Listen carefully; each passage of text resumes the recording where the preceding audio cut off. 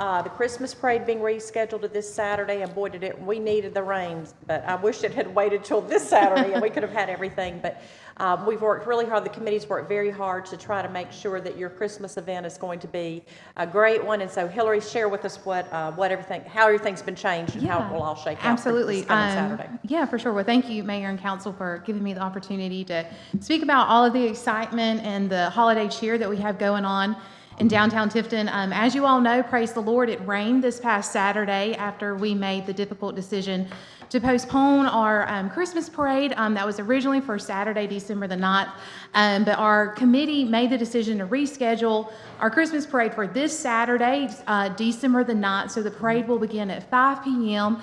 And then afterwards, we invite everyone to come to City Hall as we will light our beautiful new trees on the City Hall balcony. We'll actually have Santa Claus set up in the foyer of City Hall down in the lobby. And I heard he's very excited to be Yes, here. our Santa Claus is super Very excited, excited. To make an appearance this year. So we're going to be offering pictures with Santa.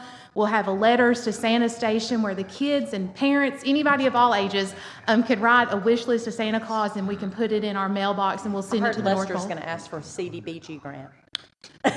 I'll put in a good word for you with Yes. them. But we just are super excited to have Hometown Holidays continue to happen again this year. Even though it's not our original plans, we're still trying to make it something fun for our community to come out and do. And of course, this is a free event for all of our community members to experience, and that's made possible through the very generous and kind donations of sponsors, from the city to the county, and also community members through businesses. And also there's individuals that make very, very generous and kind donations to make this event possible by eliminating the financial cost for those to come and attend.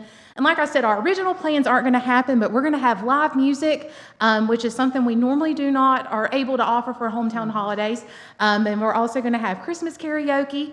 So if you like to cut a rug and get up there and sing some tunes, Rob, I know a song for you.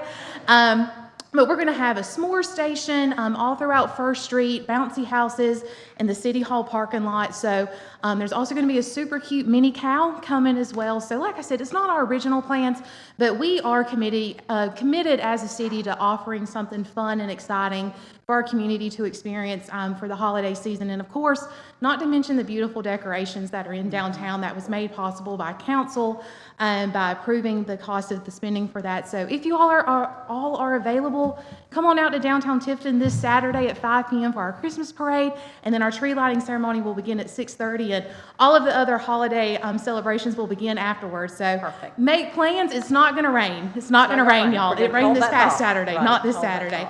But if you happen to have any questions, please feel free to ask myself, Emily, or Mayor Smith, and we'll be sure to answer those for you guys. And a lot of people have asked why we couldn't have the rides and some of the other things that we had planned to provide for you at Hometown Holidays.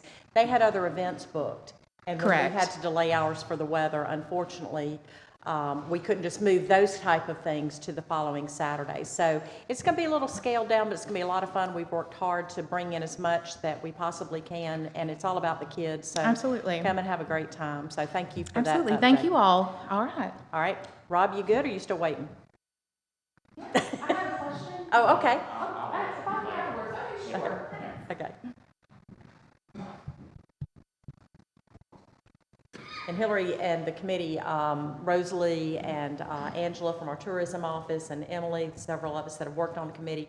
And Hillary's done a really good job of communicating to the vendors and the parade people and everything, so we've tried to let as many people know as possible. But like she said, if anyone does have any questions, not sure about something, please reach out and let us know. We'll be glad to answer those questions, and just appreciate the community being patient and working with us through that weather situation. All right, you good? All right, so I'm going to turn everything over to Rob to conduct our first part of our meeting, which are the 3 public hearings. Thank you, Kevin. We have 3 public hearings tonight, and before we get started, I want everybody to know that the City of Tifton's written public hearing procedures and standard for exercising zoning powers and conflict of interest laws available on our website for review. The first matter that we have under consideration tonight is a public hearing on zoning application PP 23-0045, received from Cromer Outreach Center LLC, requesting to rezone approximately 0.687 acres on Tifton Elevator Road for residential 8 to multifamily residential to residential professional. Let me repeat changing the zoning from R8 and MR to residential professional for use as an outreach community center. Mr. Kerwin, I believe this is your application. Perhaps you might want to have a seat over here in the audience. I'd like to ask the council conflict questions. Have any of these applicants or opponents to the application contributed at least $250 to any of the campaigns for election during the past 2 years? No. Do you or any members of your family have a property interest that would be affected by the proposed rezoning or reclassification of the property, whether there's a positive or negative impact? No. Do you or any members of your family have a financial interest in any business entity that is a property interest in any real property that would be affected by the proposed rezoning or reclassification of the property, whether it is a positive or negative impact? No. All right, prior to taking public comment, I'm going to ask Crystal Gaylor if she come up and explain to the public what this request is all about. Perfect. Thanks, Rob.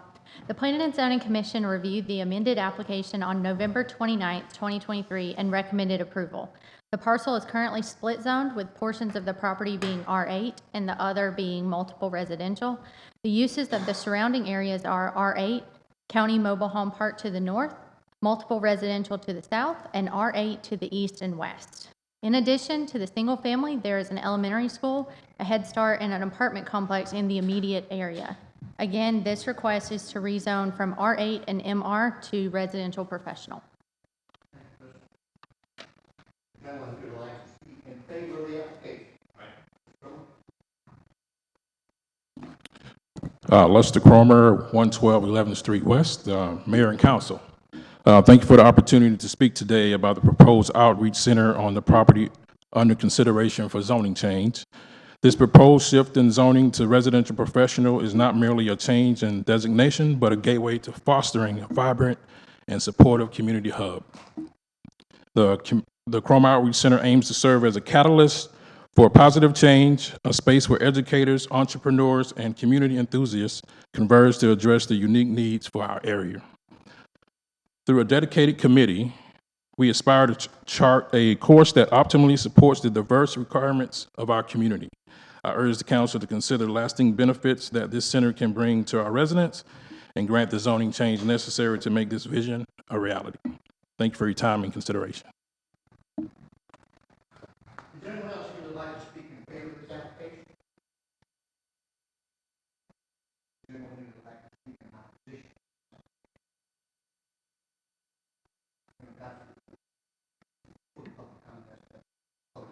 Okay, no problem. You want to go ahead to the next public hearing, please? All right, the next public hearing we have is on zoning application PP2 -0059, proceeding to the South Georgia Drug Company doing business at Friendly City Pharmacy, seeking a waiver of the minimum distance requirements from schools, early care and learning facilities, and religious facilities to operate a low THC pharmacy dispensary at 1202 Highway 41 North. This time I'll again ask the conflict questions. Have any of these applicants or opponents of the application contributed at least $250 to end the campaign for election during the past 2 years? No. Do you or any family members have a property interest that would be affected by the proposed rezoning or reclassification of the property, whether it is a positive or negative impact? No. Do you or any members of your family have a financial interest in any business entity that has a property interest in any real property that would be affected by the proposed rezoning or reclassification of the property, whether it is a positive or negative impact? No. All right, again, before I take any public comment, I'll ask Crystal if you'll just tell the council and the public what this application is all about. Sure. The Planning and Zoning Commission met on November 13th, 2023, and recommended approval of the application. This is a state law requirement that low THC dispensaries be located a minimum of 1,000 feet from a public or private school, early care and education program, a church, a synagogue, and any other place of public religious worship. This location is located approximately 60 feet from property boundary of the pharmacy to the property boundary of the religious facility, the Bible Baptist Church at 1218 Moore Highway. So again, they are seeking a waiver from this distance requirement. All right, is there anyone here who'd like to speak in favor of the application?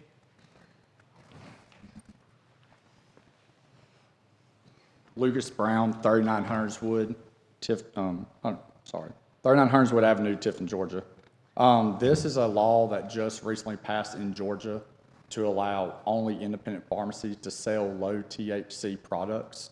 It's not the actual plant, but it's capsule form, tincture form, and topicals. It's just another opportunity for our patients to have access to things that can help, and treats up to 17 indications is what it's been approved for. So I appreciate your time, and please consider us. Thanks. Anyone else like to speak in favor of this application? Is anyone here like to speak in opposition to the application? Yes, sir. It's not really opposition, it's Gail Evans. Would you like to come up here and state your name and address, please? Hi, my name's Gail Evans. This is my sister Judy Williams. Our family has had the pleasure of having the little superette, and now it's the pool store right beside the pharmacy. We do not have a problem with this particular thing going on. We've got a couple of questions. Pretend like we eventually want to change this to a daycare or a learning center or a religious facility or some other particular business. Is this going to be a complication for us to get our permits? If you want to change your The pool business, store, say pretend like they retired, it would not. okay? Now, another question, I know eventually all of these medicines are gonna go more and more and more stronger. And eventually it will be approved to have, and I know you're gonna say, don't worry about this till it happens. Will that eventually down the road be a problem for us? I don't have a crystal ball, and again, that's We going to be up to didn't. the legislature to decide, Correct? so I really can't answer that I question. know it's Georgia and federal, and you have to pass all those. Is anything, do we need to do anything in our particular case to be sure it's grandfathered in? Or is there's no such thing? No, Okay, well, we're not for or against, we're just concerned about future. future. I understand. Any questions? No. Okay, thank you. Anyone else like to speak in opposition to the, or have any comment as well on this application? Councilman, no further comments. I'll ask that be closed. The next public hearing is very similar. This is from this application PP 23-0060. It's received from Allen Pharmacy Group doing business at Tifton Drug Company, again seeking the waiver of the minimum distance requirements from schools, early care and learning facilities, and religious facilities to operate a low THC pharmacy dispensary at 602 Love Avenue. Crystal, again, if you would just explain to the council. I do, thank you. Again, let me ask the conflict of interest questions. Have the applicants or opponents to the application contributed at least $250 to any of the campaigns for election during the past 2 years? No. Do you or any members of your family have a property interest that would be affected by the proposed rezoning and reclassification of the property, whether it's a positive or negative impact? No. Do you or any members of your family have a financial interest in any business entity that has a property interest in any real property that would be affected by the proposed rezoning and reclassification of the property, whether it is a positive or negative impact? No. All right, thank you. The Planning and Zoning Commission also reviewed this application at the November 13th, 2023 meeting and also recommended approval. This property, 602 Love Avenue, is located approximately 115 feet from the property boundary of the pharmacy to the property boundary of the ministry center for the First Baptist Church. This distance, along with the one in the last application, was derived using the measuring tool on the Tift County Tax Assessor's map. Again, the applicant is seeking a waiver from the 1,000-foot distance requirement down to about 115 feet. All right, is there anyone here who'd like to speak in favor of this application? Yes, sir. I'm Bill Posey. I am the owner of Tifton Drug Company located at 602 Love Avenue. My home address is 1128 South Main Street in Moultrie, Georgia. Nothing more I can say other than I would hope that the mayor and council does give positive consideration to this review. Thank you. Is there anyone here that'd like to speak in opposition of this application? All in favor of this application? All right, Madam Council, there will be no further public comment. I Okay. ask that this be closed. All right, thank you, Rob. All right, we will call to order our council workshop. The only item that we'll be voting on during the council workshop will be the agenda. All the other items are just discussion only. And then following that, we'll close out the council workshop and go into a special called meeting. And then following that, we actually, gentlemen, will have an executive session this evening. So we'll be here for a minute. All right, so the agenda has been presented to you, so I'll take a motion concerning that agenda, if you don't mind. Motion approved. Okay, thank you. Is there a second? Second. Thank you. So, any further discussion concerning the agenda? All in favor, please say aye. Aye. Any opposed? Thank you. The first item that we have under our council workshop is a presentation for Jill Dowers McIntyre. Ms. McIntyre is not able to be here this evening. She had some family situations, so I was alerted by Dr. Tiff that earlier today that Ms. McIntyre could not be here, so that's no problem. We'll just move her swearing in to our next meeting, and hopefully things will settle out with her family for her. So at this point, though, I will call on Dr. Tanya Tiff to give us a quick update on the Urban Redevelopment Agency. She's got a lot going on, so Dr. Tiff, the floor is yours. Okay. I'm going to set a timer for myself because I can go on and on and on about all of the things So that just 2 I. hours tonight, is that all? 2 hours is all I need, but I'll take 15 minutes. Okay. Okay. All right. Thank you all for allowing me to speak at this time. And I'm going to attempt to use the pointer here. I want to talk a little bit about everything that I participate in. I'm excited to be here. Been with the city now for a year, and I have just a few things that I want to share with you all as it relates to the things that I do on a daily basis. Okay. I'm going to talk a little bit about the Youth Center, our Financial Literacy Initiative, of course, Tifton URA Inc., and of course the tour, which of course is the Tifton Urban Redevelopment Agency. This is our logo for the Bateman Center, and I just wanted to just show you all that and then just talk a little bit about what we've been doing at the Bateman Center.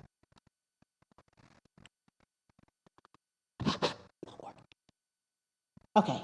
All right, so we opened up the center to the students January of this year, and of course, when we first started, we were talking about trying to have at least 40 students that we would serve at the center. Now we have started this school year, we're serving over 50 kids each day at the youth center, and it's just been a full house, and it's a lot of fun. I mean, today whenever I left, they were playing Twister, which of course, if you all remember those childhood games where you're on the floor and you're on the different colors, so that was very much fun to watch. We are a satellite center for the YMCA, and basically what that means is the YMCA is using our center to house their after-school program, and they are the ones that are actually providing the programming, and I kind of supplement that programming to a degree with some things, that I want to see enhanced, because whenever we had our ribbon cutting back last October, one of the things that I said is I didn't want it to be a traditional youth center, and so I've done some things to kind of enhance that, and so we are just kind of moving and chomping at the bit with that. We did hold our first summer program. We had 2 sessions in June and July. And I don't know if I could ever handle that again, because one of the things that I found, and when I first took this job, I had the understanding that what we want people to do is we want them to come in and say, hey, I want to teach basket weaving at the youth center. Okay, and so I look at a calendar and say, okay, yeah, the center's open that day that you want to teach it. And of course, I'll help that person market what they are trying to do.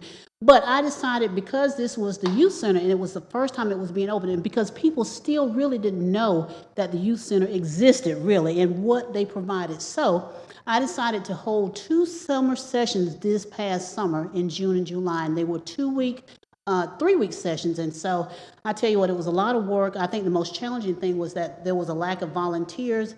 We did have Snapology to come in.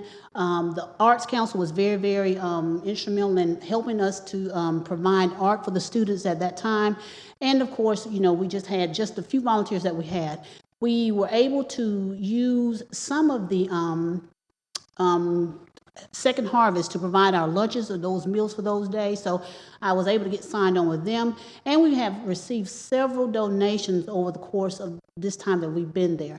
I will say that we are focusing on literacy. If you understand that, literacy is a big, big component of how our society functions. And if a kid cannot read by third grade or the end of third grade, that determines how many prisons are going to be built. And so one of the things, I had a private donor to come to me, and they wanted literacy to be taught and tutored. So I sought out retired teachers. So these are certified people that have been tried and tested.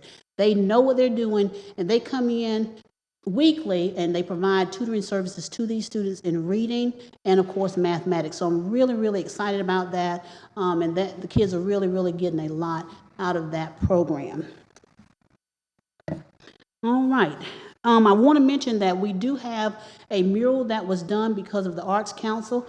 Councilman M.J. Hall helped get our person here to come and do the mural for us, and it's a very, very beautiful mural. If you have not gotten a chance to see that, come out and see that. We are very, very proud of it. And the kids had an opportunity, the kids that started with us in January, they had an opportunity to participate in coloring or painting that mural. I mean, I can still remember the two little spots that I painted on, so it's very, very significant to me. And so they really enjoyed doing that. And he got a chance to actually teach them the process of that and what it's all about. It's not just doing graffiti, it's all about the whole project and the whole process. So we were glad to have Broderick Flanagan that came to us via the Arts Council to get the mural done for us. Each day our students come in, they have to say a creed, which of course they're Coach Bateman's words. And of course, because this center was named after him, we want them to be fully immersed in what he stood for and what he was all about. So every day they say the creed. The kids take turns saying it, they know who says it, and everybody repeats it after that person. Our future aspirations, the biggest thing that I would like to see is I would like to see an endowment done for a scholarship in memory of Coach Bateman. So I'm kind of working on that, and I know that an endowment has to be funded every year, and I really would like to see that done to the tune of about $500 to $1,000. So I'm working on that currently right now. So if you know of anybody that wants to be that person that will help me get that done, I look forward to working with you. We have had a few events at the youth center. We've had a little block party, we've had bingo family night, and it's been just a lot of fun. We are working on trying to possibly look at renting the multi-purpose room to fund some of the activities that we're doing for the students, and so we're just kind of making that kind of go right now. Now, let me shift gears to one of my favorite things. This is something that I can go on and on and on about. Mayor Smith was very instrumental in having us to be tapped as the pilot city for the Financial Literacy Initiative. This is our logo, and of course, I get tired of saying Financial Literacy Initiative, so I just call it FLY. So if you hear me say FLY, you know that I'm talking about the Financial Literacy Initiative. This is our logo, and of course, one of the things that one of the reasons why we have that is because if you think about it, the city of Tifton has 60% of their residents that are renters, and so this particular program that is a 3-year initiative goes hand in hand with us trying to, have the development of the workforce housing and all of the things that we're trying to do to improve the city of Tifton as a whole. When we started, we had a big kickoff in October of last year, and then of course we launched our first class January 17th. These are the statistics as they stand right now. If you look at this program, if you look at the classes that we have provided, I would say by measure of this that this has been a successful program. After we finish this 3-year initiative, we are going to be hopefully the model for the other 158 counties in the state of Georgia. So we're looking forward to doing that. And of course, that shows who has registered. So we've had a total of 645 people in Tifton to register for these classes. And I'm just excited about that. Every time I see these numbers, I just get fired up and excited.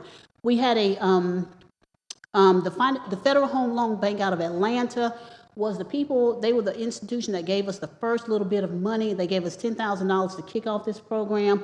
And I will tell you, by the time we finish next week, December the 17th, or the 19th, should I say, we will have all of that $10,000 pretty much spent. I mean, it has been well spent, and I will tell you, because they have been keeping up with the statistics, they have agreed again to give us another donation of $7,500, and then I was able to secure another donation from Truist Bank, which of course brings us back to the $10,000 that we need to make this program go. And we're always looking for donations, because what happens during these programs, we are providing these classes every third Tuesday of the month from 5:30 to 7 at the Leroy Rogers Center.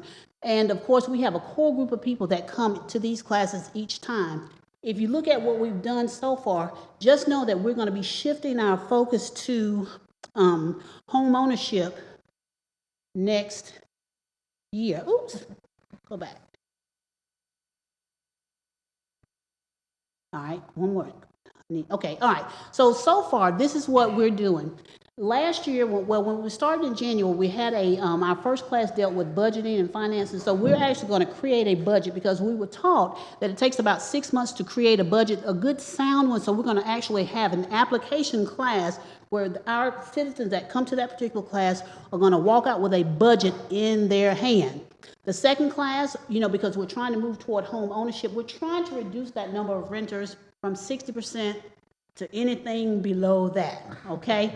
And I don't know what that lofty goal is going to be at this point, but anything less than 60% is going to be good. So when we're looking at our second class, we're going to actually take our own credit reports and we're going to look at trying to clean up those credit reports because, you have to have your house in order. Okay, to be able to purchase a home, you have to have the inward house in order to be able to do that. And then, of course, I know you probably can't see it very well, but we are going to have someone from DCA that's going to actually come to present in December. I'm trying to get the reputation out there now. If I call you, just answer the phone and say yes, okay, because it's going to be good stuff. So just know that we are working very, very hard. And so when we get to May, we are really, really going to start tackling this home ownership, the whole process. And so at the end of this time, and notice I only have it through October because what we're going to do is we're going to allow our citizens to choose what 2 classes will be done in November and December. So those classes are pending at this time. But I'm so excited about this. I mean, we are getting ready to just blow the doors off of this, and I just cannot talk about it enough. Because if people have a small amount of knowledge, if they have just a small inkling of what they need to do, you might not have a whole lot of money, but if you know how to manage your money, if you know how to manage your credit, if you know how to manage your credit reports, I see a lot of people thinking that it's not for them, it's for every citizen in Tifton. So look for this in your water bill, and I want to thank the city manager, and I want to thank the mayor for allowing that to be able to be done in all the water bills because, listen, we got to get the word out there, and we're hoping to take this show on the road to the businesses. I'm going to be surveying the businesses to see if they want us to come to them, during the time of the day and see if they want us to teach some of these classes that we're doing with our citizens on these evening classes. So just get in touch with me if you are really ready to work, or if you want to sponsor some of our food. If any business owners are in here, we'd love to have you sponsor some of our food events because it's free. The whole classes are free. We have daycare because the library, they saw the need and they provide childcare for free. Everything is free. The classes, the daycare, the food, everything is free. This is my ultimate job, Tifton Urban Redevelopment Agency. And of course, I just wanted to share the logo. If you've never seen it, that's the logo. And I'm not going to read this next slide to you, but this basically states the purpose of the Urban Redevelopment Agency. And I want you to know that as we are trying to move forward, this organization was started in 2019. I don't know if many of you all knew that. 2019, and there was, of course, an urban redevelopment plan that was written back in 2000. So just know that our Urban Redevelopment Agency, our board, we are going to be working very, very hard to update the current URA plan as it stands right now. But that's the purpose of URA. We have accomplished some things. We have an actively engaged board. I'm telling you what, I think whenever I initially started, we had the big thing going on. The Anthony G. Bateman Youth Center was the big thing. Is that my timer? Oh, okay. Whew. Just making sure because I still got 1 or 2 more slides to go. All right, so I was excited to come into the middle of this. I wish I could have seen it from the beginning, but of course, just hearing all of the work and being able to come in on the end, it really feels good. The 2 biggest accomplishments of the URA board at this point, of course, is the Bateman Youth Center, where my office is housed, and of course, Nine Oaks, which is right next door to that. So we are really, really excited. And I tell you what, we've just created so much work. We've been doing so much work that we have just made more things. So I want to thank you all publicly, Mayor, and of course the council. Thank you all and of course the city manager for including us in the budget, saying yes. And now we know that it's official. We now have $1 million that we'll be able to use to make some things happen in our city. I will tell you that our focus right now, I told you earlier that we do have 4 quadrants that are a part of the urban redevelopment plan. However, right now we are focusing on South Tifton because there's not a whole lot of work that has been done. I've got 1 minute and 28 seconds. Ugh. All right, so there's not a whole lot that I can say about that, but just know that we are in the process of trying to determine what we're going to do with that 6.1 acres, which is right next door to Nine Oaks. We do have an RFQ/RFP that we are currently working on, and we're excited. This is a timeline, and of course, this is just a tentative timeline, a preliminary timeline that we want to get moving and be ready to go so that when 2025 comes, when that money drops, we'll be ready to go, okay, with all of our projects in order. And do know this, that even with our RFQ, we're looking at about 3 phases, which of course, that 6.1 acres being phase 1, okay? And we're just trying to spread it out a little bit so that we can cover a whole lot of ground because there's so much work. And I didn't realize, coming from an educational background and moving into this role, it has been an eye-opening experience. A lot of new language, a lot of verbiage. Of course, I'm going to the alphabet soup class tomorrow for housing. I can't wait to sit in that class because I feel like I am being able to connect the dots. So just know that we are working hard to try to make it work, and we're going to be ready when 2025 comes. Of course, we are in the process of revising our bylaws.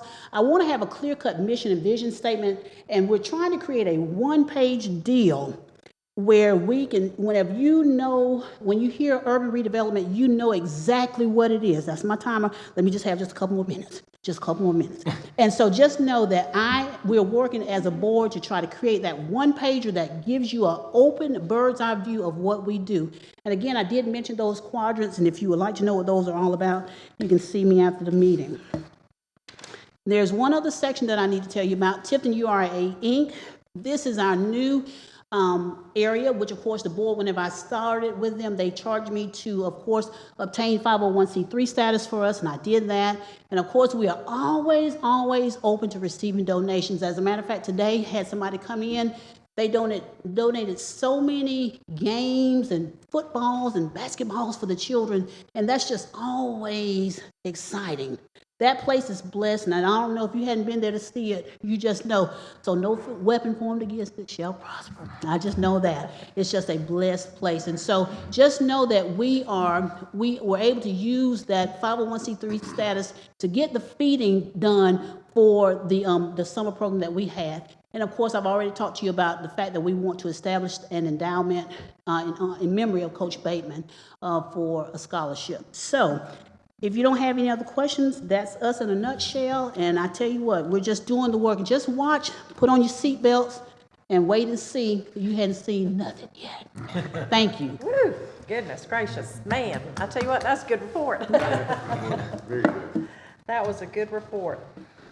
Any questions of Dr. Tiff, gentlemen, on all the work she's doing? Great job. Excellent. Excellent job. And that's where our youth council meets, our newly appointed youth council. Yes. So, I didn't mention that, but listen, they're having so much fun. I can't wait to see them in a couple of weeks. oh yeah, they're doing great.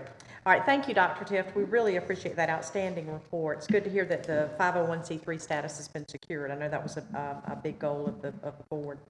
Moving on, we'll go to our new business.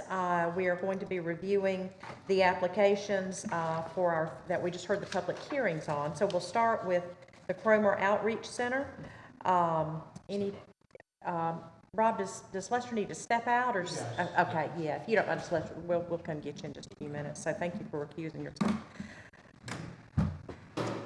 All right, let Lester get situated back there. All right, gentlemen, any questions or concerns or questions of Crystal? I've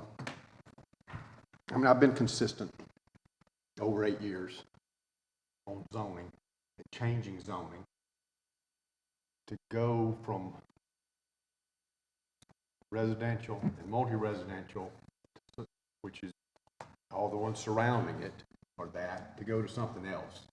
It's just, I'm just against that. I don't, you don't know what'll happen. These people bought their houses, they live there with that kind of zoning.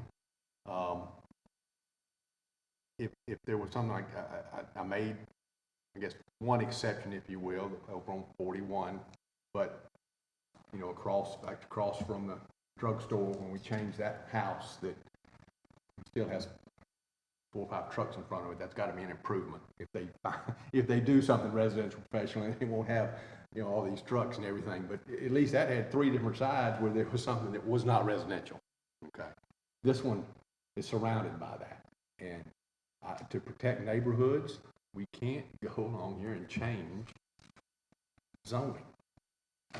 It's just not the right thing to do, and I appreciate that Councilman Cromwell wants to have this outreach center. I have questions as to how it's gonna ever be funded. The reason the whole thing came up about the event center is because he had no way to fund it without some kind of events.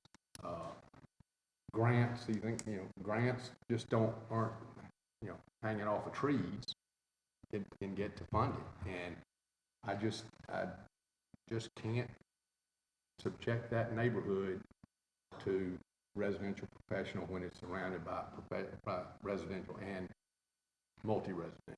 Okay. All right, any other comments or questions, gentlemen? Okay, you good? All right. All right, let's move on to the next, we'll take the next 2 together since it's even though it's with 2 different, oh, thank you. Sorry about that. I think I did that the last time he was recused too. Sorry about that, Lester. I was fixing to carry on without you. We used to leave Wes out there, but I know, that was by design. and that was by design, yeah. All right. I was just saying, Lester, that we could look at the next 2 zoning applications, since they're basically the same thing, it's just for 2 different drugstores, 2 different locations, but the same request. Any concerns or questions that you have regarding the approval of that, or? I see no issue. Yeah, with it I don't myself. see any issue with it either. I think everything's fine, so. Everybody good? Any questions, gentlemen? You good? Y'all good? Okay. This is by which folks who have the prescription can Right. obtain the medication. Right. It's just, it's a check the box for the state stuff. So, yeah, I don't think that there'll be any issue when it comes time to vote on that. All right. Any other questions though before I move on to the next item on our agenda? Y'all good? All right. The next item is considering a request for amending the service agreement with Ryland Environmental for commercial recycling. Thank y'all for coming this evening. Okay. For commercial recycling. So I'm going to turn this over now to Aaron, who's with Ryland, and he will make that presentation. Good afternoon, Mayor and Council. We're requesting a change in the recycling. As you know, as the last year and a half, recycling has been null and void. It's been a challenge in the industry. Just one, for how far you have to travel to do proper recycling, and then just the amount that people are accepting right now. Currently, we have a small program with the City of Tifton at our site for residents to be able to drop off their recycling. We currently take that compactor 1 time per month to a center in Cordele. We were previously taking it to Columbus at $90 a ton. It's a long haul to Columbus. Recently, Crisp County Recycle Center opened up early a couple months ago and has recently accepted the material. I believe it's at around $44 a ton. So it's a little bit cheaper, a little bit closer by. So now we've been proposed by current business owners that they want to start recycling properly. There's approximately 36 to up to 40 customers that would be impacted by this change. It'd be a great change to start recycling. You know, everybody wants to do the right thing with their materials. So the problem is the distance and the amount of customers to make that a viable route. Currently, the 36 customers are on multiple days. We service those particular areas in different days for the week. So we would have to change the route day to 1 singular day to make it more efficient for us to haul all the way to Cordele and be able to pick all those customers up at one time. Because typically, I mean, you'll barely get a full load on 1 truck, so you don't want to go up there for 2 cans a day. So we're looking to bring it into 1 day and make it more efficient that way. Now, currently, the rates for recycling, I believe we're doing 6 yards and 8 yards. We'd like to move that to an 8-yard container. That way the material can hold or sustain through one whole week between services. That rate is currently at 103. As of January 1st, the rates for commercial trash are going up. An 8-yard will go up to 145.94 after the first of the year, and we'd like to request that the 8-yard recycle container be the same. As far as that goes, I mean, typically, an 8-yard container of trash is about 75 pounds. We're basing it off of 40 pounds because recycling is typically lighter. So one time per week. And the current amount of customers that we estimated, we're looking at about $5,000 a month billed to the customer that would be billed through us. If you were to bill that out, that doesn't include disposal. If you add disposal in there, the cost to us would be about $5,000 as well.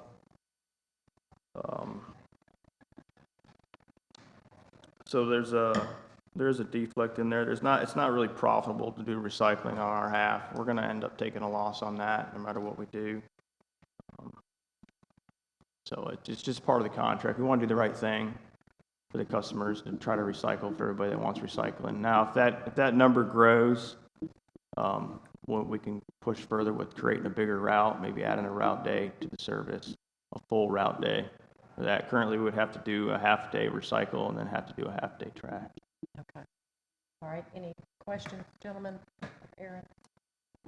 What, you say you have to do a half day on each, so what is it, I guess, you're keeping them busy all day, so what's the difference? Maybe I'm missing something if you have a full day recycle versus half and half. Currently, it takes about 8 hours to do the recycle route. Okay. So if I had to add more to that, I would have to actually add a whole nother truck to the fleet to go beyond that amount. I mean, we typically run about 10 hours a day. So, I mean, I've talked to a lot of the community. Some of them, a couple places, they truck their recycling out on the trucks that they bring in, their materials that come in. They bail their recycling and they send it out on the current trucks. There's not a lot that I've noticed customers that want to recycle or have enough materials to do a front load recycling. The ones that are current are about the only ones that are doing it right now. We got a couple of hotels that are looking into converting to recycling, actually adding containers in each room, stuff like that. So hopefully that'll generate more recycling. So have you calculated what's the break-even number of customers you'd need to? I didn't get that far into it. Yeah, that's a big number. Right now, I mean, you're looking at, let's see. The deflect right now is 577.72 is what we're at loss of, and that's basing at the low end of weight on recycling. You know, that's if they're barely filling up an 8-yard container, 40 pounds per yard. So even with this increase, you're saying you're still going to lose? Yeah, we're still going to lose no matter what we do. Yeah. Cost of recycling is a lot more to get rid of than it is trash. Well, I mean, is there any way to utilize what you've got there at, that compactor thing? It wouldn't be able to hold that much material. It just doesn't. Yeah, and then they're talking, you're getting into the city's costs as well. If you're wanting to change it into a transfer station or something like that, I don't even know if we're zoned for that kind of stuff. Then you're getting into transfer station type stuff. My We're not really understanding, set up for Aaron, that. too, that the businesses that you're talking about that would need this. Yeah, they're large it's more of commercial. a corporate mandate. Yeah, they're all corporate, large commercial businesses. That Yeah. is dictating this. It's not. Right. Yeah. Yeah, they're requesting recycling. And I appreciate that, and if that's the case, then they need to pay for that. Right. I mean, I don't think Ryland's in the charity business to help out the. Yeah, we're not trying to. Hides and all these. We're not trying to roll anybody here, you know. We're just trying to do the right thing. Yeah. My point. They want it, and they want to say they're recycling and stuff, but oh, wait a minute, we'll have somebody else pay for it. Well, that's a wonderful deal there. So, I mean, we've got to have profitable vendors. You know, the companies get in this thing of trying to beat the vendor down, beat them down, get the price down, and then next thing you know, You have an unprofitable vendor that goes out of business, and what have you done then? Well, you haven't done anything. So I question the whole thing is how much money are y'all willing to sink into this thing for commercial businesses? And I appreciate they want to recycle, but you know, it's an expensive proposition. And quite honestly, I hate to see Ryland lose money when these corporations want to, and I'm not talking about the little local places. I appreciate them, you know, they force their people to recycle, but the question is, will they pay for it? And then we need to calculate what would you have to, and I'd like to see what would it take for you to break even? And then, okay, if you got another 5 customers or 10, you know, something like that, what would could the rate drop, kind of thing, and put a few calculations there with something out there that says it's going to be this if you want to do it, because this is what it's going to cost us. Right, right. Well, basically, if we add businesses within that route plan close to each other, that number drops. So our loss is not as bad. But you got to add customers within that route. The further out you go, the more money you lose. Well, I'm just curious what you'd have charged to not lose. I mean, I'm going off of John's numbers. This is what he's proposing. I don't want to go above his numbers. He wants to keep it fair with everybody. And, you know, like you said, we're not in the business to gain off of recycling. It's just part of the contract. You know, the contract requests recycling. If we have the option to give it, we should give it. So I can have him go over the numbers and resubmit them, but. Well, no, and if he's comfortable, but you know, we got a pretty good deal with you when we went with the 5-year deal. Now, you know, the recycling on the other side, and everybody still talks about what was it, Josh, $1 or something? $1. That's still in your craw. Which is this? I don't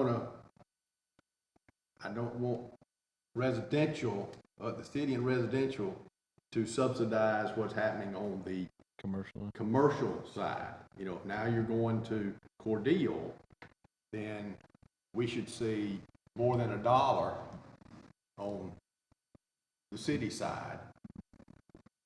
And I don't want to say, well, you know, you're losing on commercial, so we can kind of hold back before we do anything else on residential. You know what I'm saying? So I don't know if that facility is willing to take that much material on a daily basis. Yeah. You know, because if you're talking residential, you're talking every day service. Well, no, what we're doing now with residential, not picking up residential. No. But I'm talking about what we're doing. You know, we bring it out there to your place. We stop picking up. Right. And the amount is nowhere near what we were picking up. Because your cost, you know, the cost associated with it. Well, now that ought to be, you know, another $1 or $2. I'm mixing apples and oranges. Yeah, you are. But I know I know what James and the rest of them be saying. Well, we're losing on this commercial piece. Let's let that other side stay there. Yeah, 'cause I mean, we currently provide the compactor and the services to go along with it for free, so. You're just gonna throw that out there. Now, you knew it. You knew it was coming. Aaron, God, you only got to deal with me for a few more. I'm gonna miss you. I truly am. Keep me on my toes. I'll still come see you. And I'll call you when my trash isn't picked up. Aaron, is this something that maybe after 6 or 9 months or something you'd have a better feel for? Is it something we need to review at a set date, or just trying to kind of facilitate? I mean, the community's asking for recycling. I don't know how far you want to push it off, Yeah. you know? No, I'm talking about go ahead and implement the recommended fee to start it, but then review that afterwards. Because I have a feeling once it's known in the business community that has that level of Right. recycling that they'd obviously have to pay for it. I think you'll see that you may get more customers than this original sort of corporate mandate that you as the local business will recycle from their Right. corporate office. That's a So- great idea. I believe that's a great idea to look So at it might be the that we increase. just get it started and then let's review. You can bet if they're losing money, They'll be back. continue losing money, they'll come back. They'll be back. This won't be the last time Aaron shows up. Yeah. If 6 months from now they're still losing money. Yeah, and I don't know if there's a way, if we can, Emily, if we can sort of flag and ask for a recap, you know, if everything's approved at the next meeting, and it doesn't sound like it wouldn't be. Right. Then, you know, maybe 6 or 8 months from now, have you come back, give us some feedback on what's happening, if there needs to be any adjustment. We can look at that. It may be running fine. It may be that you picked up more customers to And substantiate it this smoothed value. out some. Yeah, excellent. I agree with that. I like that. Thank you for that. Yeah, so, can you flag that and let's, Absolutely. okay. We can track it, we can send out, information to businesses, you know, asking if they know that we Yeah. have this program. And what they're trying to do is just kind of put it all together. A one-day pickup, everybody has the same thing to be able to maximize on that. Right. And just like Aaron said, you know, many years ago, recycling was free, and then it came with a small cost. And now the tipping fee for recycling is double what actual waste is that goes to the landfill. Right. So it's just not free anymore, but it's definitely something that we can watch and we can monitor, and we can hear feedback from businesses. Sure. You know, who are impacted by the price increase. Yeah. We definitely could if it's And free. most of this mandate is generally the big box people. It's, you know, in the major hotel chains. Right. It's not your, you know, like you said, your mom and pop store downtown that's unpacking a couple of boxes a month. It's people that are going through significant recycling in a day, so. Correct. And tell John we're still looking for another $1. Yeah. Stop. I'm serious. I think Josh would agree with that. Okay, all right. Any other questions or comments, gentlemen, of Aaron? Okay, all right, thank you, Aaron. We Thank you appreciate so that. much for your consideration. Have a Okay. great evening. You too. Thank you, you too. All right, next is the recommendation for the award of the bid for the 23 through 2310 for Magnolia Drainage Improvement. So Adam, I'll let you go over that for us. All right, good evening, Mayor and Council. So time is upon us. We talked about it, I don't know how many years at this point. But we have looked at several different variations, and today we're going to look at doing point repairs on joint sections that are separated and allowing water and dirt and things like that to come into the pipe, which actually creates voids from the outside of the pipe. We have a contractor that has put in a bid for us. It was a single contractor, that's all we had to show up. But good news is they have done these types of repairs in the past, so they have all the confidence in the world that they can make this happen. The situation we were in ahead of time is we went through, did a walkthrough on the ditch on that drainage pipe section. And with the engineers, ESG Engineering, and they made assessments of the joint. And when looking at those joints, there were some that were separated but weren't quite yet. They weren't separated enough to be causing any inflow. So but we went ahead and got some pricing on that, and we were a little over $1 million. And we went back and looked, and just to try to cut the budget down to something a little more manageable, we were able to cut some of those sections out and do the sections that were actually showing where stuff was filtering into the pipe. And so now we're at, I believe it was $738,000 is what we finalized out at. I believe y'all can see that on y'all's paperwork. That went from doing like 82 joints to doing 50 joints throughout that section. So we're just asking for your consideration in approving that, and knowing that the pipelines, the corrugated metal pipe, which is what's in the ground, has generally about a 75-year life expectancy. These joint segments have about a 50-year life expectancy.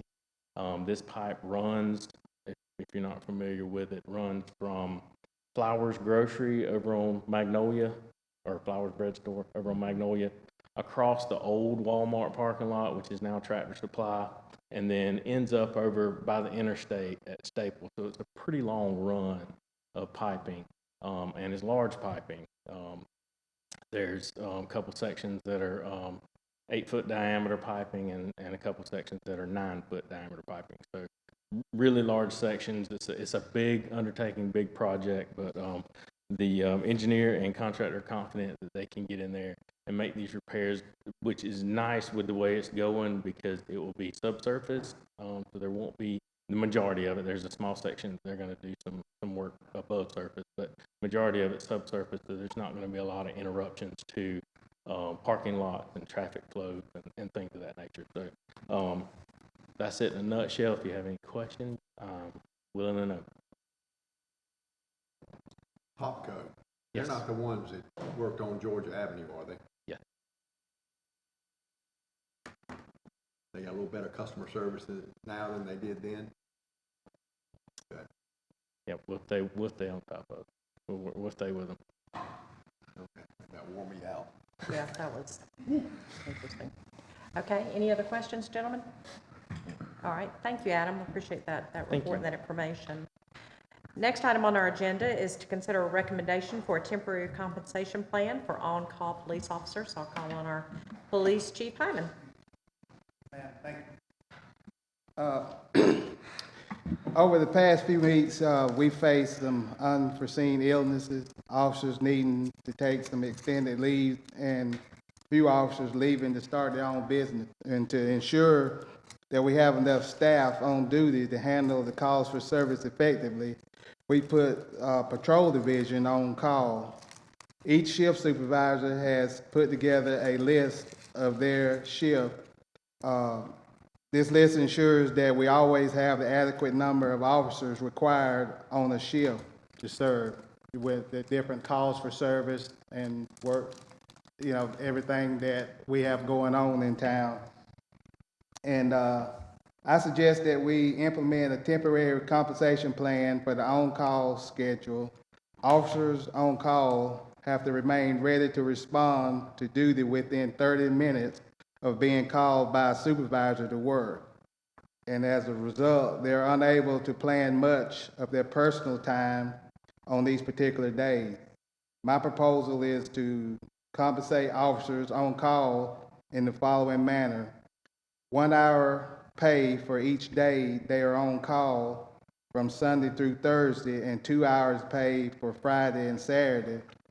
With the current on-call schedule, most will average 3 or 4 days a month.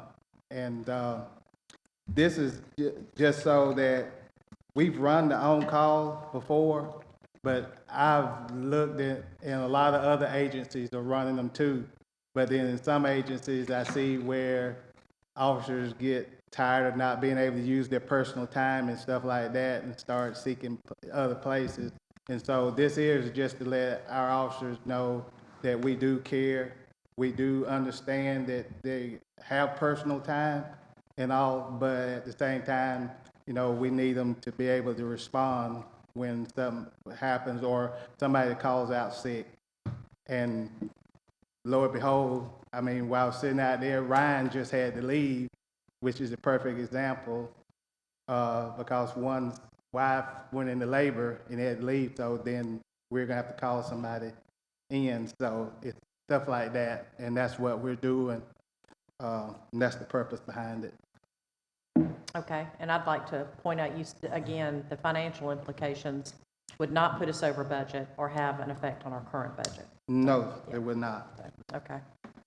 It says, I mean, talk about temporary, why wouldn't we just make this part of the police, the employees with the police? I mean, instead of, quote, temporary, when somebody's on call, you should compensate them like this, and it should just be part of our policy. I agree with that. I think the chief and I both had this conversation. We agree also, at this point in time, we need something to get us through the holidays to the end of January. And then we would like to take a look at it for the totality of including all public safety. Although fire wouldn't use it as much as the police officers would, I think we need to look at it for all of public safety versus just implementing one and not doing the other. So I think we get through January, and during that time, we look at it to see what the budget effects would be for both departments, and then maybe looking at it permanently. Mm-hmm. That's what I appreciate that, but, you know, right's right, and I was shocked that we didn't, you know, I mean, I've never read the policy to go through it line by line to see that, but I doubt seriously, and I appreciate wanting to look at the budget, but judging how I know we're always down officers, we're always ahead when it comes to the budget. But if you want to delay, but I would be certainly in favor of making that a permanent policy. So. Yeah, I don't think anybody would disagree. with the fact that both police and fire Yeah. need to Or be, both of them. yeah, It yeah, needs need to to be be part of the policy. compensated. So, I don't know, let's explore, let's go ahead, since this is a temporary, what's being proposed now is temporary, we can certainly do that, and then that will give you the opportunity, just And I like would Brian, add- to explore and see how it moves forward. Doing it temporary right now would give us some time, because I have requested some policies from other agencies on how they're doing it, and then that would give us time to research it and to make sure that we're doing it right, so we can keep it going if we did put it in place. So how long you want to do it for? We want to do this for December and January, and then we'll.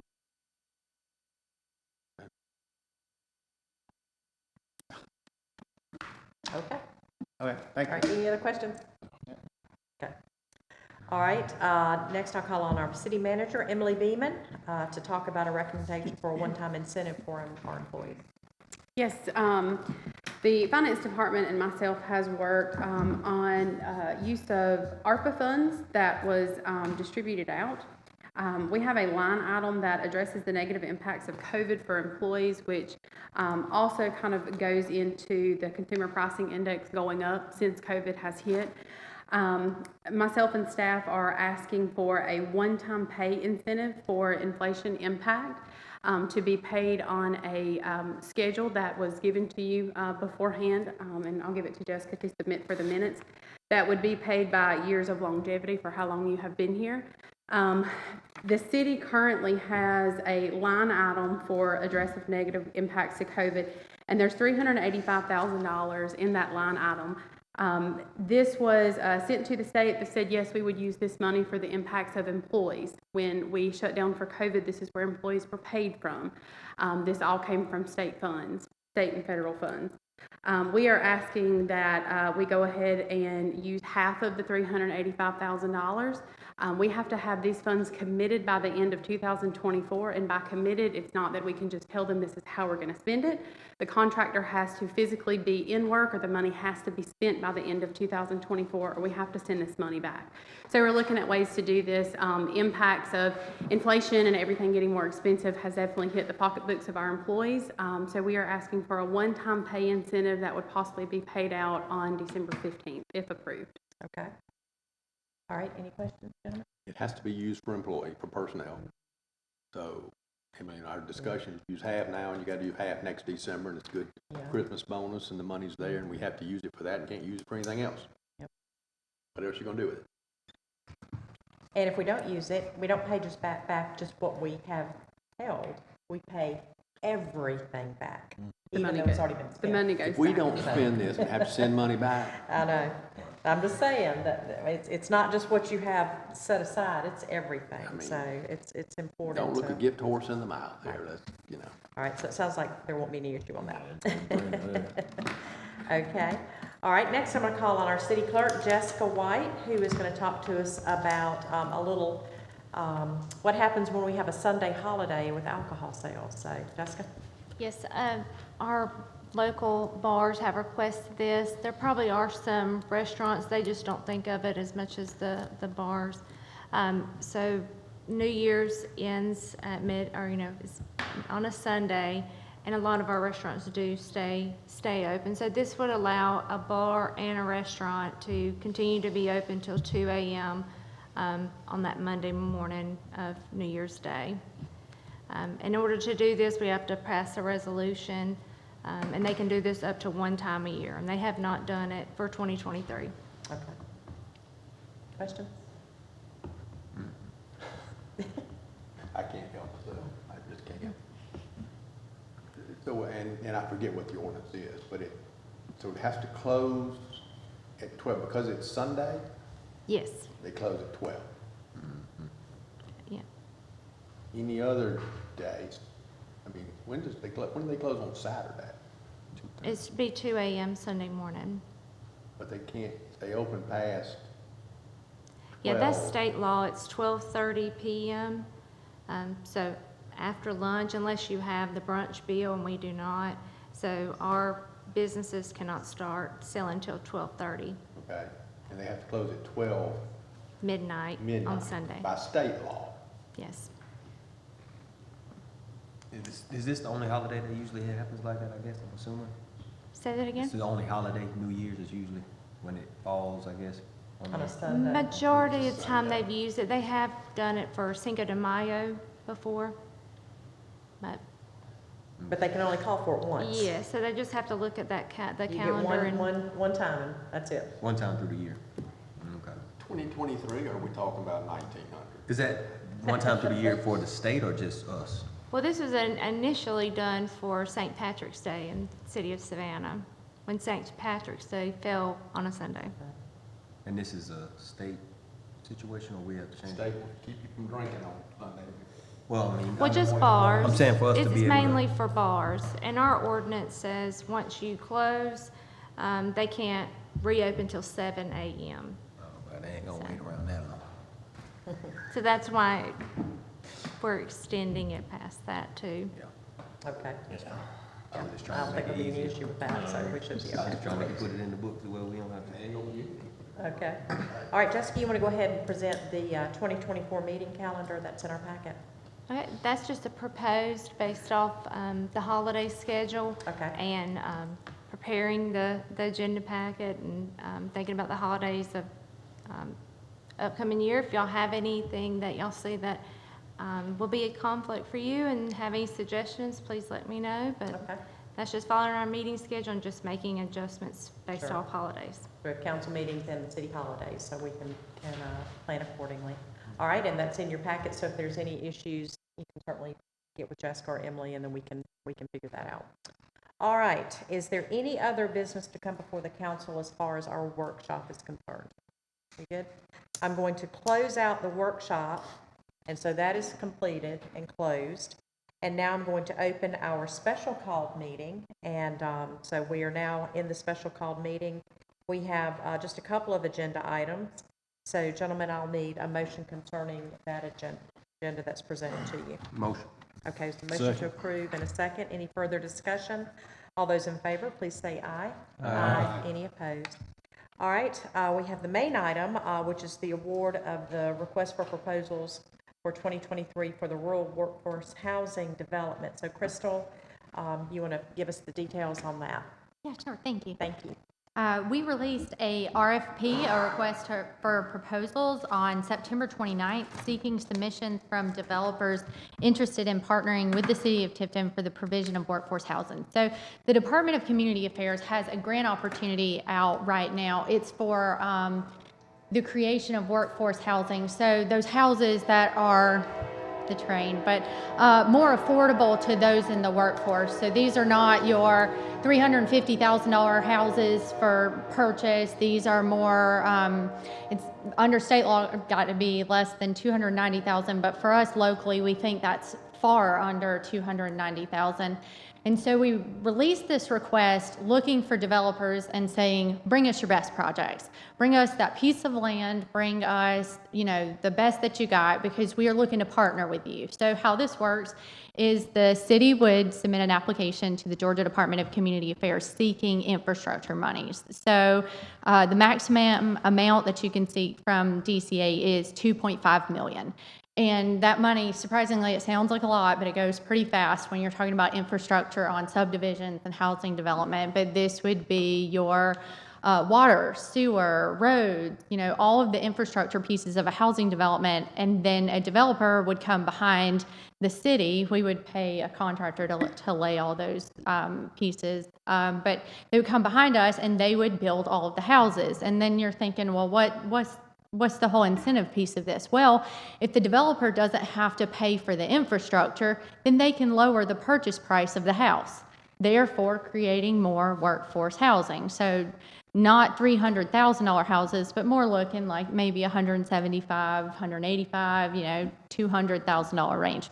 So we released this request for proposals, and we got 2 stellar proposals back, but they could not have been more wildly different. So you have one that was received from Bill Cooper Construction, and it's on a 40-acre tract of land on Windmill Road. It's calling for 150 detached houses. So these are just your single-family subdivision style houses. And then we got one from Magnolia Design and Build, And this is on 5.61 acres between Central and Love and 26th and 28th. And I have site plans in the packet, and for anybody that would like a site plan, I have and can email you those. But they are calling for 72 units, and those are attached. So those are your townhouse style development. So we assembled a review committee made up of community stakeholders with various backgrounds in housing, and gave this to them, and we said, please review these and give us all of your thoughts, all of your feedback, and let's see, you know, where this takes us. So 3 of the committee members recommended approval of Bill Cooper Construction for the 150 single-family detached, and 1 of the committee members recommended the Magnolia Design and Build attached housing. So in your summary packet, we have details breaking down the differences between the two. With Bill Cooper Construction, they were coming out to about 3.53 units per acre, whereas Magnolia Design and Build was 12.83 units per acre.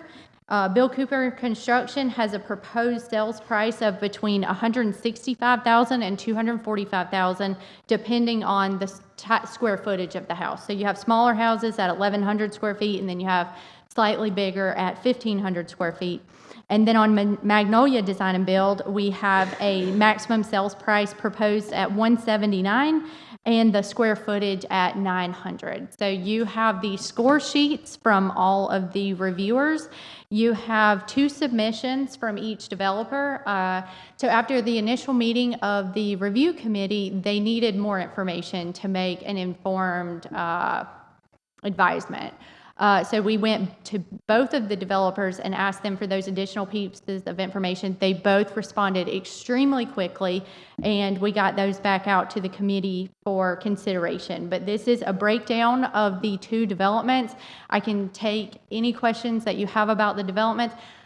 I can tell you what's in the packets, but if it's one of those judgment calls about the development, I may have to, you know, ask the developer to answer those. And one developer is here tonight and the other one is not. I did not make attendance at this meeting mandatory, so. All right. Any questions, gentlemen? I know that workforce housing is something that is being talked about all across the state. This money was generated through DTA, through the governor's involvement. So hopefully, you know, we still have to get the grant. If we don't get the grant, then we go back to square one. But if you have any questions, you can see the design options there in your packet as far as what the property, I mean, that the houses would look like and things like that. The one in, I guess, there by Tiff West. Yeah. With the Bill Cooper. We'd done an overlay. Mm-hmm. That included multi-resident, wasn't it multi-residential and single family? That is right. houses? So last year, if my memory serves me correctly, it might have been late the year before, but their PDO was modified at the applicant's request. It included multifamily. I want to say it was 192 units of multifamily off the top of my head and 60 single-family units. And that was done at the request of the applicant. They were removing the commercial along Whidden Mill Road, but in doing so, they were also adding the multifamily. The other application or proposal is also a planned development overlay. So it is a 35-unit attached duplex style, I guess, for lack of a better word on my part, that's in place there as well. So both of them would need rezoning, no matter which one you pick. Either one would need a site plan revision. But the one at Tiff West, I mean, that's more in line with the houses that are already there, right? And so it's a smaller number of units. We had issues with traffic at that point, but reducing the number of units. Yes, there is 192 multifamily and 60 single family Yeah, and this is going to go to 150 of single family. single family. And then the one over there on Central and behind St. Anne's is, what was that one approved for? 35. And it's going to go to, that would go to 72. Those neighbors will have a fit, so. Well, it kind of matches what's already over there, though, with the apartments. Well, you There'll got be the apartments on apartments, both sides, the townhomes won't be too out of place, don't we? you're gonna put 72 versus 35. I don't think those people that live along, Central, those houses along there are gonna be too. That doesn't fit as well as what fits out there at Tip West, those houses there, I don't think. I can tell you, there was a lot of discussion on attached versus detached and how well detached sells, obviously in Tipton every day, right? That's just your normal single-family residential house. But there were concerns at this price point of if the townhouse-style development would be able to sell to those working folks that we are looking to put in these houses.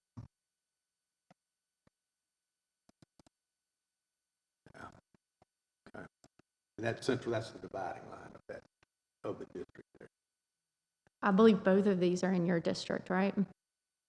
The one, not the one in St. Anne's, that's the On the dividing other line. side It's of on the other Central, side. and then the right houses side is across the Josh. street are my district. I gotcha, that's right. Tiff West and Windmill, yes, That's right. is my district, so do we need I'm make a motion to, go with the Bill Cooper construction bid? Okay, so we have a motion. Is there a second?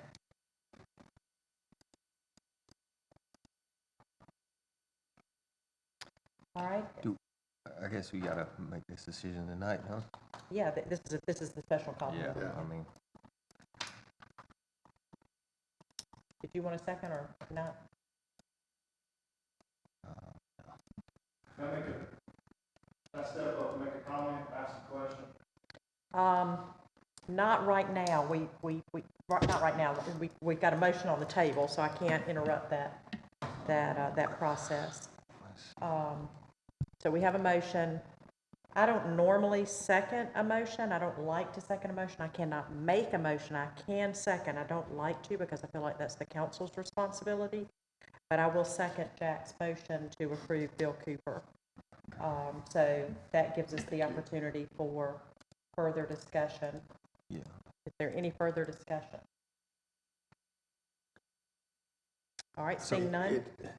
Well, Okay, Somebody say something? I know. I mean, I was going, so the Bill Cooper, this is the one by the Tiff West, and they have single-family homes, and how many they're gonna have again? The proposal calls for 150. 150. But the PDO that's in place has multifamily and single family. So it has 3 apartment buildings with 192 units in there. I mean, this is better than what we approved, in my view, last year. May I say something? In our subdivision, you know, we have the houses, and we have the townhomes, and then we have the congestion of the neighborhood and the traffic. And before, we were talking about doing something like this, where you're talking about the traffic was the big issue, right? And then we talked about, if the people living in the apartments were gonna take care of their property as well as the people living in the houses. So that is a little concerning to me, with that being said. So you're in agreement that this is better, to go to 150 single-family homes is better than what we currently have in place of 60 homes and 192 apartments, if you will. Mm. You don't think that, so the other one's better? No, I'm opposed, I'm gonna be opposed to this. But it conflicted with what you just said. No. Let me ask you a question. In the PDO that was approved, they had the apartments and the single-family housing. If we get this grant, and if Bill Cooper is the partner that will enter in, the apartment aspect comes out of that, does it not? That's right. Now, a PDO update would have to happen before we submit the application. The application, So the apartments would not be included. There's no apartments in there. it would be. If the grant is awarded, and if we partner with Mr. Cooper, there would be no apartments, because the grant can't fund apartments. It has to fund workforce housing, individually owner-occupied housing. Now, whether that's attached, detached, those kind of things, Yes. that's up to each community to make that determination. but there can't be a rental aspect to the receiving this grant. So there would not be apartments if the grant is awarded to the city of Tifton, and then we move forward with the partnership with Bill Cooper. It would just be 150 150. single-family houses, period. Rezone would have to be done before the Right. application. Yeah, there'd still be hoops to jump through for that. So you would get rid of the, change the PDO to what, 150? Single family? Residential, yeah, And then we can make that application. right, Just want to make sure you understand we got to do the rezone on either one of them. right. Before the application can be submitted. And there's a chance we may not get the grant. If we don't get the grant, I certainly hope that we do, because we absolutely need workforce housing. There is no question about that. And then there's there would have to be city put in on this as well. So while the state can fund up to 2.5 million, Right. it is not a competitive application. So it could be that we further explore one of these and, it may not be a right fit. Right. There's still a lot of hurdles to jump through at this Right. point. This is just number one to say, we're going to take this road or we're going to take this road, but we still got to start, going down one of those roads if this is what we want to do. And if this is not what we want to do, then that's okay too, but this is just the start. With this particular grant, this workforce housing development grant for the infrastructure to partner with a developer, they don't give us a whole lot of time to do this. And so one of the reasons we had to have this special called meeting tonight is that clock is ticking. We just found out the money was released. Now there's this year's release for that pot of money that all these cities are. There's already been one award that we missed. So this is the second award of money from the governor's pot of money running through DCA for the workforce housing. So if we do nothing tonight, we've missed out again a second year on workforce housing for this community. And being in the real estate business, I can tell you, it is really disappointing that there's not workforce housing available. And workforce housing is for nurses and police officers and firefighters. It's not low-income housing. It's workforce. It's for those people who make sort of an average wage and don't want to pay $300,000 or $400,000 for a home. They're hardworking, kind of what we used to call blue-collar employees. So they deserve housing just as much as anybody. And like I said, this is something that's a real focus across our entire state. It's the lack of inventory. It's not just a Tifton and Tift County issue. It's everywhere. And so that's why this money was put out. But if we do nothing with this tonight, we'll miss out on. And once that money's gone, there's no guarantee that it will be refunded. Not refunded as in return, but funded again by the governor or by DCA to partner with the city. So I really hope that we'll move forward with something to offer workforce housing. And again, I can attest, I know in your neighborhood, put my real estate hat on for just a minute, the majority of those townhomes are rentals. Correct.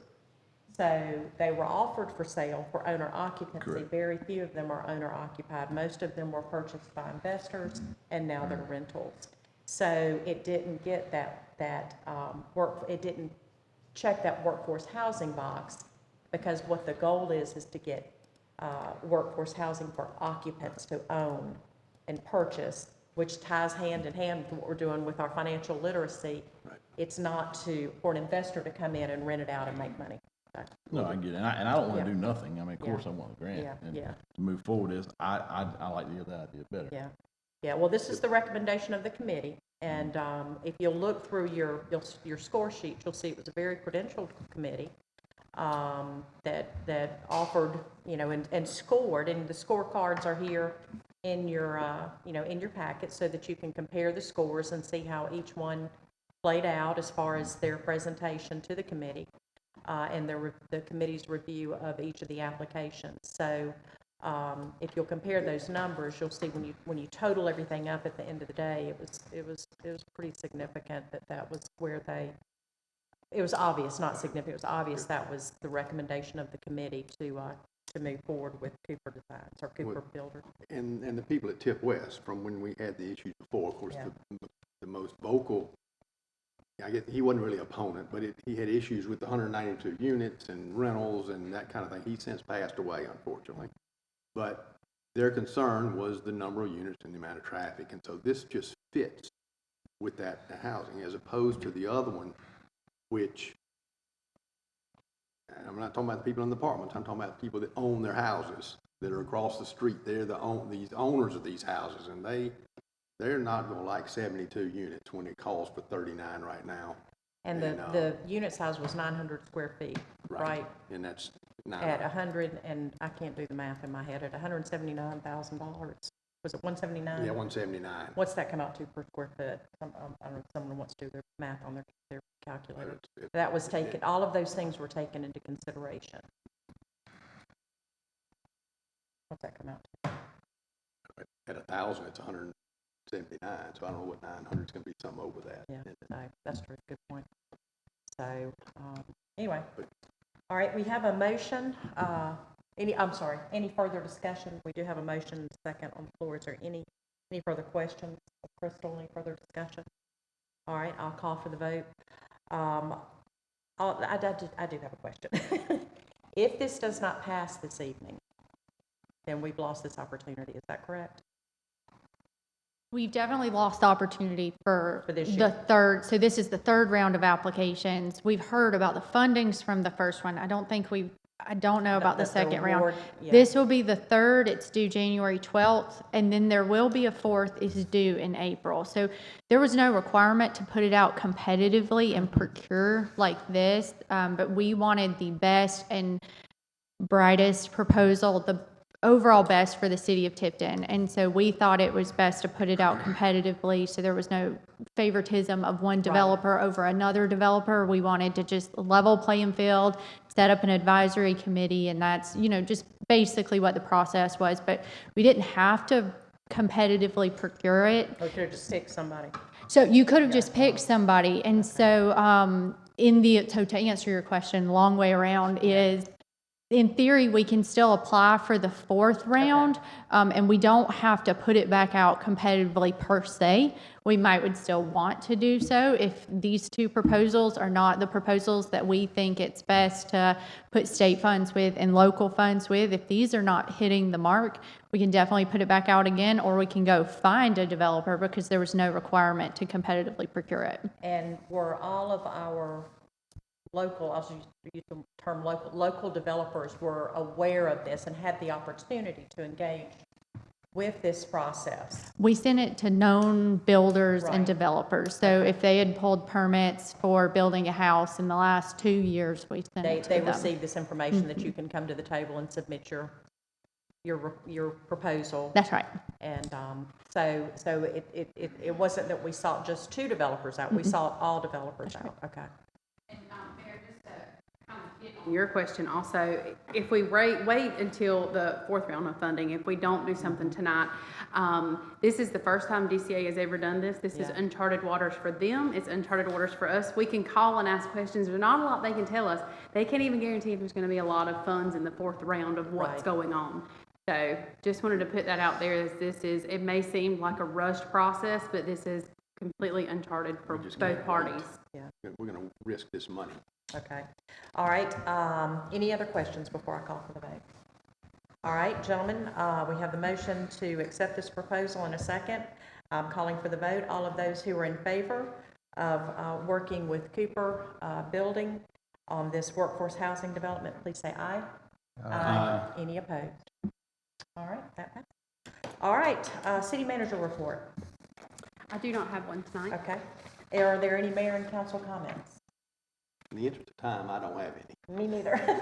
Gentlemen, do y'all have any comments you'd like to make? I just have one quick one. Sure. Deborah Cannon with the Salvation Army. She is looking for some bell ringers to help raise a little bit of money during this holiday season. If anybody would like to help them out, you can reach Deborah at 912-245-6536.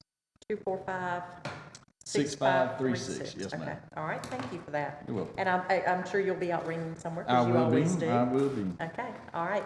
So let's all go volunteer somewhere to help the Salvation Army.